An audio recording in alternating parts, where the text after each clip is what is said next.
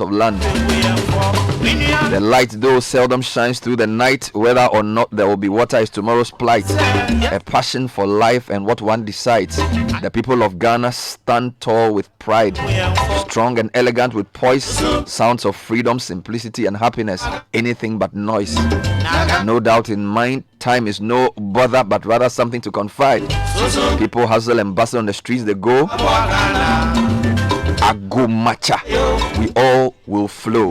This is actually somebody's poem on Ghana. It's written by Megan Kandrini, a West Africa Global Health volunteer. Their views on the country they call Ghana. And as Kofi and Johnson says, you need the right mindset for your country. Ask not what your country can do for you, but what you can do for your country. Situate your job in the equation of Ghana's success and make sure you balance every time you are accounted for. We love Ghana and we're celebrating the Ghana that we love in the month of March with what we call the Heritage Month. It's going to be really, really exciting. Go to citifmonline.com for more details about all that's happening in the month of March on this favorite network. But for now, my name is Bernard Avle. I'm here with Godfred and Kojo. We're getting to the newspaper review. It's brought to you by Total. Your car deserves the best treat. And that's why we've introduced the latest addition to the Quartz engine oil family. The Quartz 9000 Future 0W20, specially conditioned and developed for the latest generation engine. The Quartz 9000 Future 0W20 delivers excellent engine protection and cleanliness, increases your oil change interval, and reduces your fuel consumption. For optimum performance and efficiency of your car, visit your nearest Total service station now.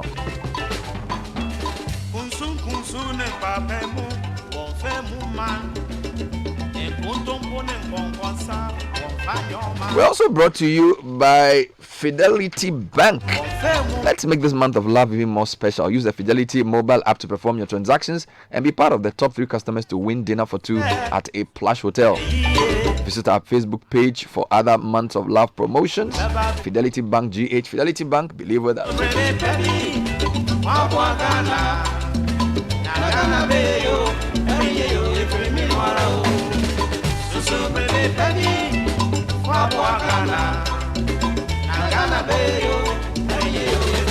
This is Citi 97.3.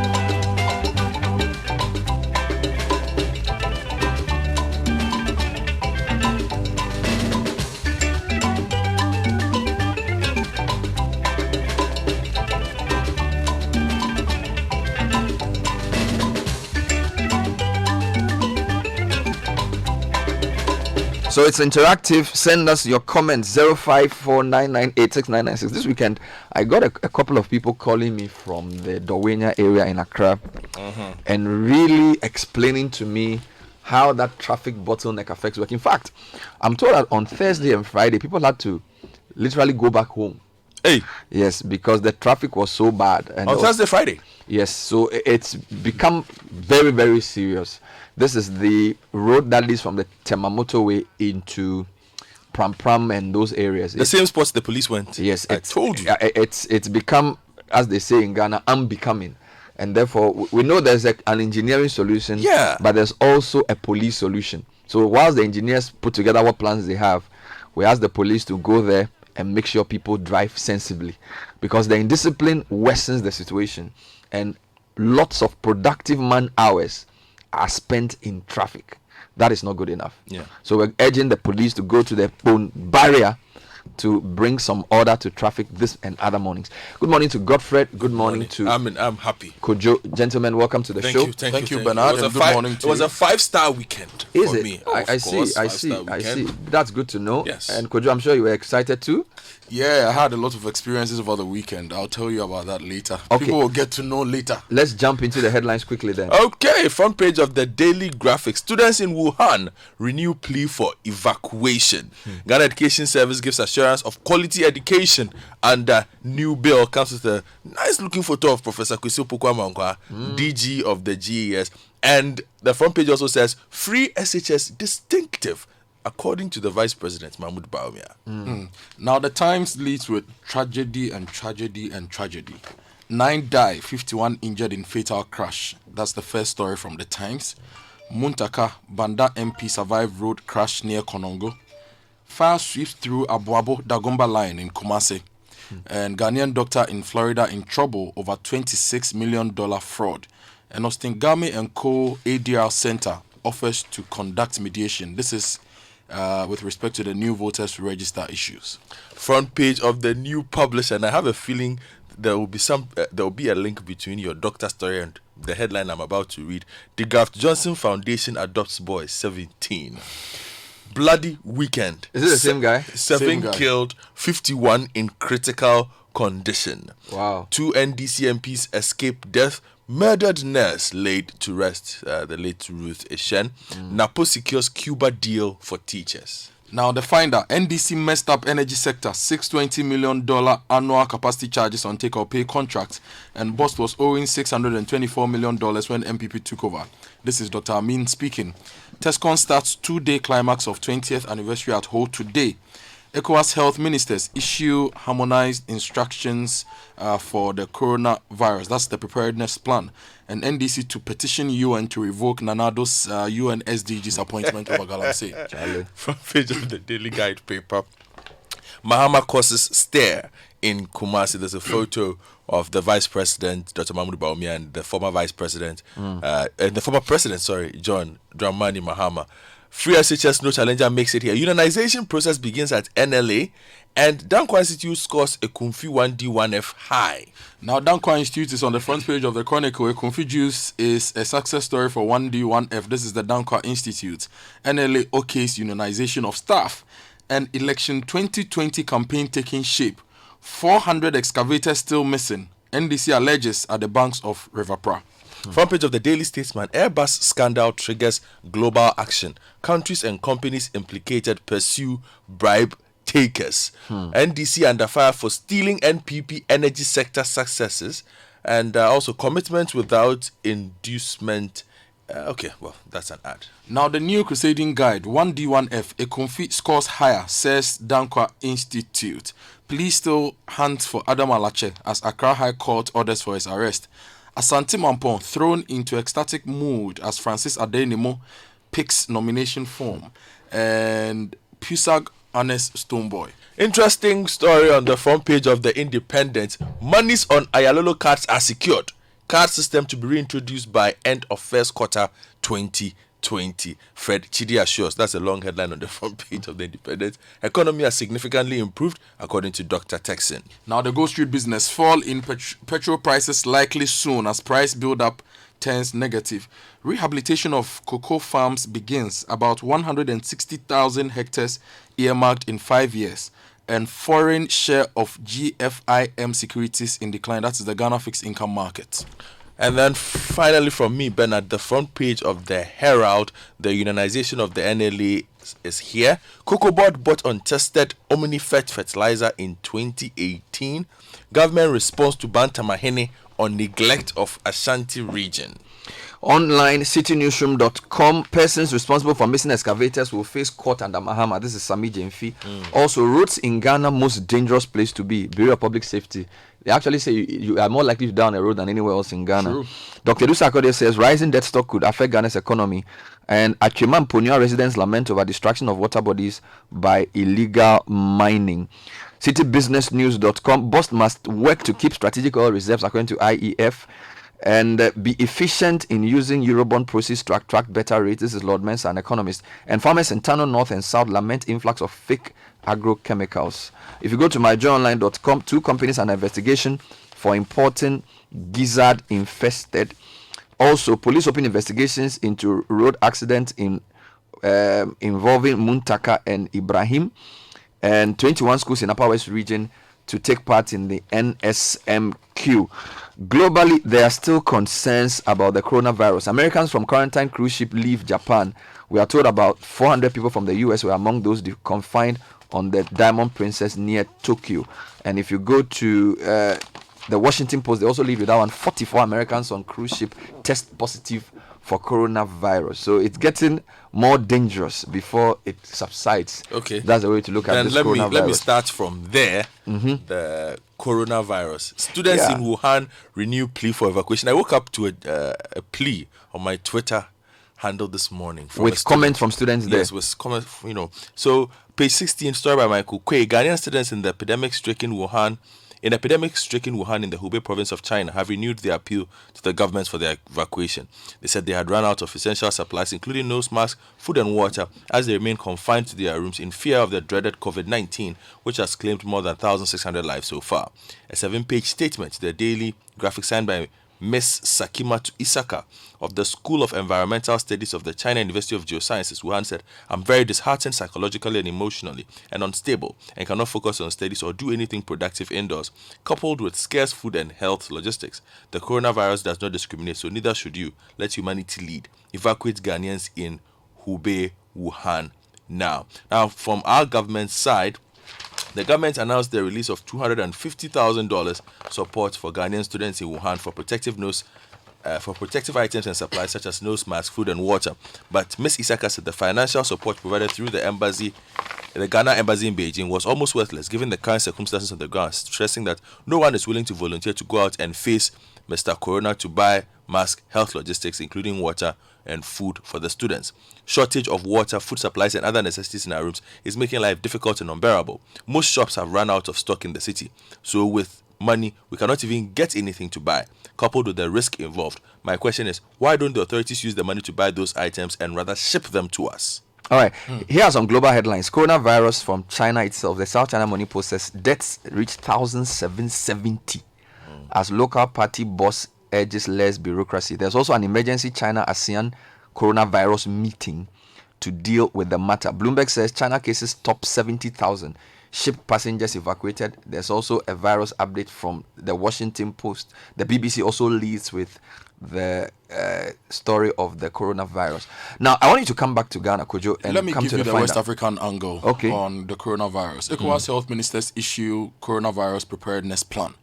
Now, the story by Elvis Dako says health ministers from member countries of the Economic Community of West African States have issued a regional preparedness strategy for the prevention, early detection and control of the coronavirus outbreak. A communique issued at the end of the one-day meeting of ECOWAS health ministers in Mali charged member countries to implement robust measures to assure availability of critical medical supplies, including laboratory materials and personal protective equipment in the region. Now let's come to Galamsey, because in the past 2-3 weeks we've been doing stories from various parts of the country on the effects of the practice on water. The latest story is from Achimamponia, where residents are lamenting over destruction of water bodies by illegal miners. The story says despite a government fight against illegal small-scale mining, also known as Galamsey, the activity is progressing unabated within the Achimamponia district of Ashanti. The menace has left River Ofin and 3 other rivers heavily polluted. During a visit to some of the sites, illegal miners, including women and children, were seen engaging in the illegal activity with excavators and other equipment. In the Ashanti region, the Achimamponia district is noted as one of the key areas for mining.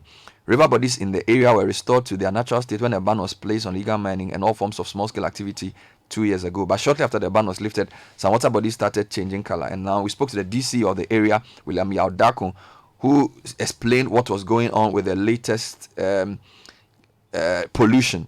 Then the NDC has taken its issue to the River Pra. I'm looking at the photo. The story is on citynewsroom.com and it's on other papers. Yes. Yes, the Chronicle leads with that this morning. Yeah. So there are about 6 people standing with a pulpit near the River Pra. Yes. And they have about 20 cameramen from various media houses as they speak about the Galamsey. So let me give you the Chronicle's angle. Big one. 400 excavators still missing. NDC alleges at the banks of River Pra. And Maxwell Ofori writes for the Chronicle that the National Democratic Congress is calling on the governing NPP to exhibit the remaining 400 excavators out of the 900 seized since the fight against illegal mining commenced. According to the NDC, portions of the 2020 budget and financial policy of the government indicated that 900 excavators were seized, and that if 500 were missing, the whereabouts of the 400 should be known. The call was made by the National Communications Officer of the party, Sami Jemfi, at a news conference he addressed at the banks of the Pra River. The banks of the river Pra. Yes, at Kifo Praso in the central region yesterday.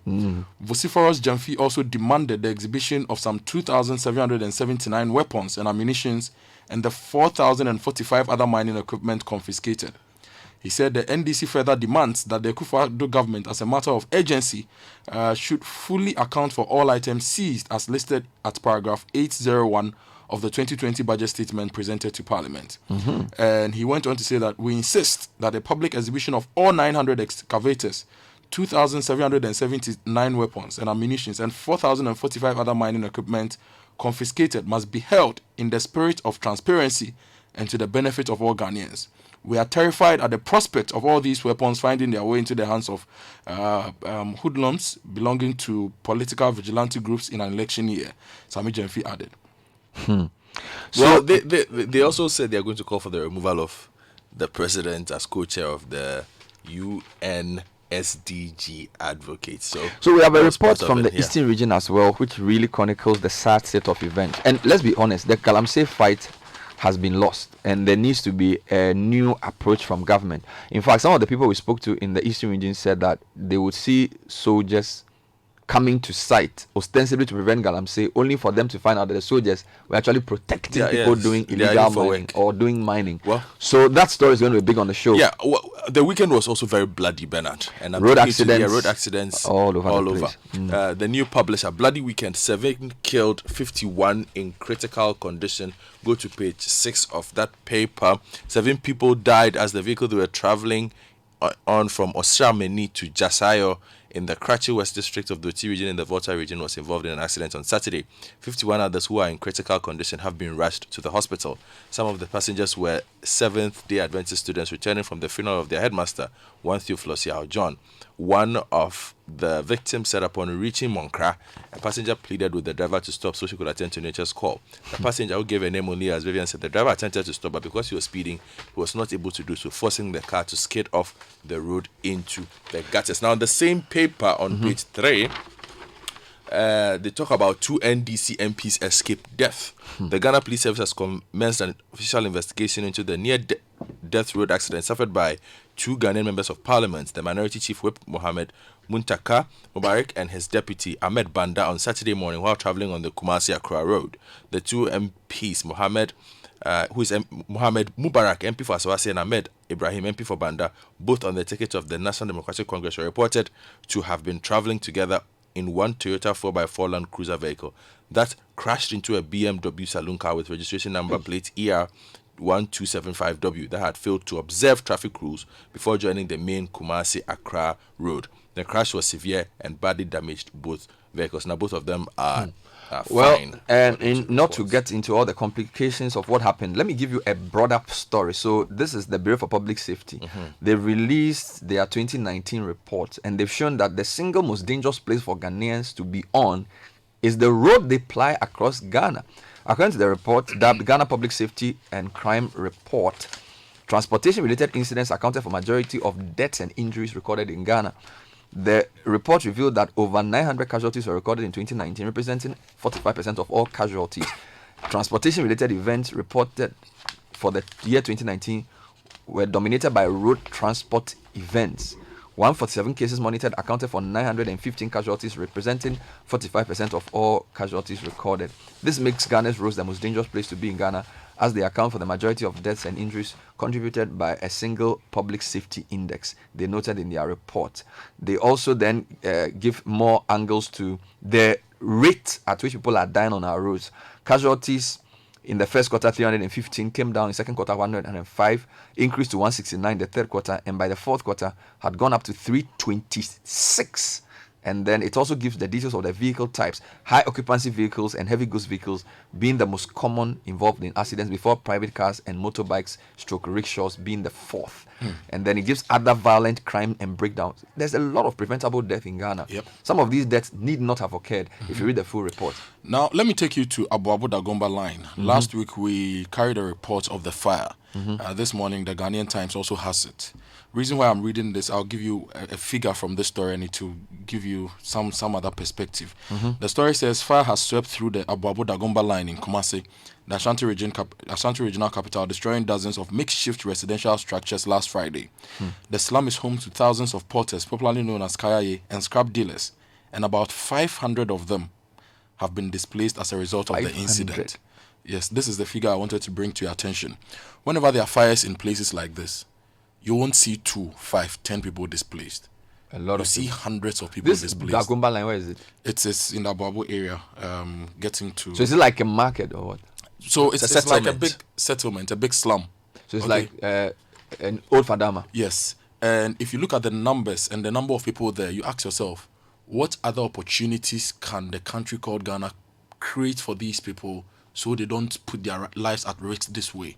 Because it happens all around us all the time. Almost every month there's a market fire. And we cannot keep putting the lives of our sons and daughters in danger this way. We need to create better opportunities for them. I'll give you a chance to get into this. Now let's talk about free SHS. Front page Yes, of the Daily education. Graphic has It's loaded that. with education. I will start with the GS and then come to free SHS. The GS, because the teachers spoke about this particular matter on Friday. GS gives assurance of quality education under new bill. Story by Severus Kalideri. The Ghana Education Service says the pre-tertiary education bill before Parliament, if passed into law, will help improve on the quality of education and supervision. It has therefore assured teacher unions that the bill will not in any way compromise the quality of education because the GS will continue to play the supervisory role. An interview in Accra yesterday, the Director General of the GS, Professor Kusiopo Kwamankwa, gave an assurance that even though under the bill, basic education will be ceded to the district assemblies, the quality of education will not be compromised. Teacher unions in the country last week called on Parliament to suspend any further deliberations on the pre-tertiary education bill until they had resolved all outstanding issues with the Ministry of Education. So that particular matter is not going away. And then on page 3, free SHS distinctive according to Dr. Mahmoud Bawumia. Okay, he was speaking at Suesco speech day Yes. over the weekend. And according to him, the free SHS policy is the most significant social intervention introduced in the country since independence. He said the policy was the best way government could invest and build the capacity of students for the future of the country. From your social interventions, let's go to social destructive forces. Rosewood in the north. Serious story. Yes, page 12 of the Chronicle. No government official found culpable in Rosewood export. This is according to a committee.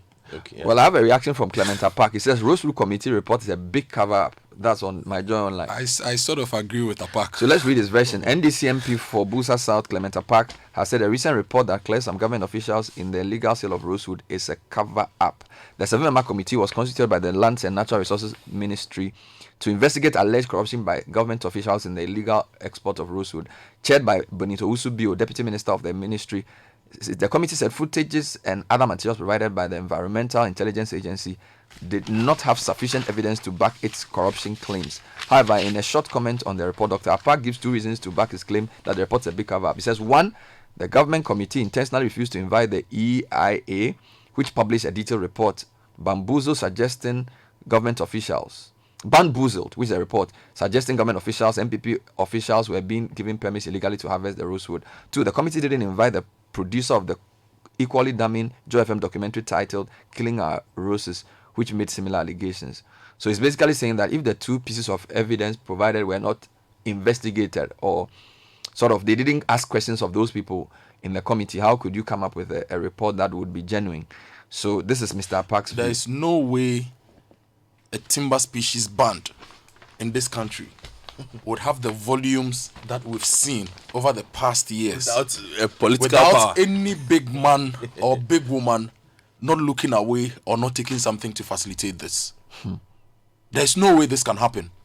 You cannot ban rosewood and have people export them in large volumes without any organ at the top. So it just means that Facilitating something. Usually, most of these things we fight and say government should ban something.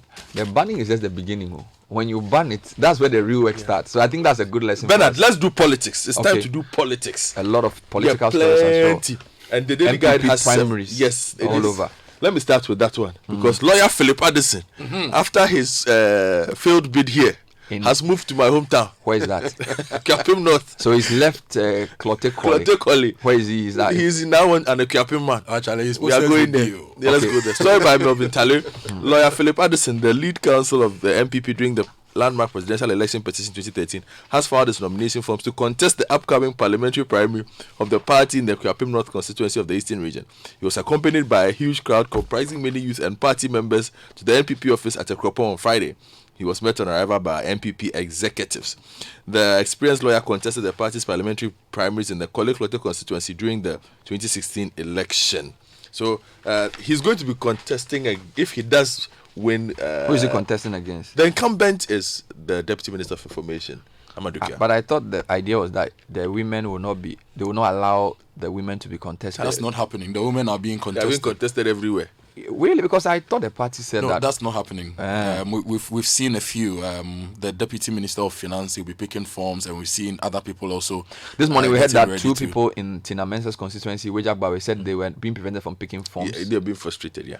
Yes, but on the picking forms and prevention, you remember we read a story that said that Francis Adenimo couldn't get forms when he first attempted to. Yes. Finally, he's picked his forms, and there was partying in Asante Mampong when he picked his forms. Now, the story from the Crusading Guy says, last Saturday, 15 February 2020, former Member of Parliament and NPP presidential aspirant Francis Adenimo picked his nomination form from the Ashanti Regional Party office to contest in the NPP primaries. There was massive eruption of jubilation in Asante Mampong when news broke that Adenimo had picked his forms from the regional party office. Now, the MPP primaries has been characterized by many reported cases of aspirants being denied nomination forms. So he couldn't get the forms in Mampong. He had to come to the regional. Let me give you two more versions. Menchia North, Akwesi Kunedu confident of winning Menchia North contest. And then also in Bunkurubu, accountant files forms to wrestle seat for MPP. Now, let me give you a few stories in the Herald. First one, US-based Ghanaian doctor indicted over $23 million healthcare fraud. This is a really troubling story. Yeah, that's a lot of money. Now, US-based Ghanaian surgeon Dr. Moses DeGraff Johnson has been indicted after allegedly falsifying $26 million in claims from private health insurers and the US government. The Ghanaian-born surgeon, who is facing 58 counts of indictment, has been accused of performing unnecessary procedures on patients, billing healthcare companies millions for surgeries he never performed, and poaching patients at local hospitals. According to court documents, Moses DeGraff Johnson owned and operated the Heart and Vascular Institute in North Florida since September 2015. Kimberly Austin, his office manager, was also indicted, and they give the details. Now, apparently, some of the money he was raising was to be used to fund his political ambitions in Ghana. We wish him well. Prosecutors contend that DeGraff Johnson, a naturalized U.S. citizen born in Ghana, has the motive, the means, and the opportunity to flee from the U.S. to Ghana. According to prosecutors, he has two passports, both showing that he has dual citizenship for United States and Ghana. And there's a story you read earlier about a donation, but it's a different person. Yes. So no, it's the same person, different person. Okay. But the story you are reading is also on the front page of the Ghanaian Times. Ghanaian doctor in Florida in trouble over $26 million fraud. And I mean, some of the things he's supposed to have done, he's recorded to have performed 28 surgeries, 14 surgeries in a day. And they said it's impossible to do that, but he sort of put that in his record. In the reports that we read. Then the other story, I have three stories for you. Road contractor seizes state cars on court order. This is another interesting one that came last week. Government last Friday embarrassed after a road contractor stormed the Ghana Highway Authority under the Ministry of Roads and Highways to seize the authority's vehicles for failing to pay for work done. The confiscation of vehicles by the contractor, Big Edu, was under a court order and had police protection. The state properties are expected to be auctioned. The Herald gathered that some of the vehicles seized included an office bus, which conveys workers of the authority to and from office on a daily basis. Some Nissan pickups and four-wheel drive vehicles used by officials of GHA were also seized. The February 14 action by the contractor flies in the face of the president's claim in December that he had paid contractors ahead of the Christmas festivities. So then the details are given. And finally, a top minister in the Akufo-Addo government caught in a dirty love affair. Now, the funny thing about this story is that no name is mentioned. Let's drop it. No, we just want there are descriptions of the person, and apparently it involves using dogs to terrorize people and things. Larry, it's a serious matter. The story is. But Bernard, on love and love affairs. The story they are saying that the person was charged with stealing a fresh Range Rover from the minister, and then apparently the minister had bought the vehicle for their marriage. Telling the stuff. The girl said, "I will give you back the Range Rover." What you are talking about? Top love affair. Top love affair. This weekend, we are putting Ferrari at the last of the convoy. You mean that is the proper love affair? Kensi 2020. This is the proper love affair. Kensi 2020. The biggest story on social media is the marriage of Kennedy. Now this morning, Osei. this morning Tracy has woken up and he's thinking, See, car should I? She's thinking, which car should I take to the market? Oh, could you stop this? Is it the Ferrari? So there's a Range Rover in front of the Herald, which supposedly has been seized by the woman, and the matter continues. Charlie, it is the Kensi 2020 Yes, we watched. So give me that story then, Uh-huh. as we end. So the Chronicle has the wedding ring angle that drone delivers wedding ring during Kensi's wedding. We wish them a successful marriage. Yeah, it was Good morning, beautiful. good morning to all concerned. That was a newspaper review coming up.